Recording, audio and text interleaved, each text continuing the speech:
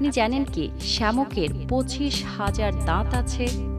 বাগান প্রেমীদের কাছে খুবই পরিচিত একটি দৃশ্য হলো শামুকের বিচরণ।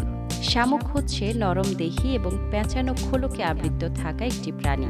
স্থলচর, মরুভূমি, নদী, বদ্ধ জলাশয়, সমুদ্র উপকূল সহ সব আবহাওয়াতে শামুকের দেখা পাওয়া যায়। তবে সামুদ্রিক শামুকেরা বৈচিত্র্য এবং সংখ্যায় অনেক বেশি। সব প্রাণীর মতোই শামুকেরও দাঁত আছে, কিন্তু আশ্চর্যের বিষয় হচ্ছে একটি প্রাপ্তবয়স্ক শামুকের থাকে 25,000-এর মতো দাঁত। বিজ্ঞানীরা বিভিন্ন পরীক্ষা নিরীক্ষা করে জানতে পেরেছেন শামুকের মুখে 135 সারি মতো ক্ষুদ্র দাঁত রয়েছে, অর্থাৎ প্রতি সারিতে রয়েছে 105টি করে দাঁত। এমনকি এদের জিহ্বাতেও দাঁত রয়েছে।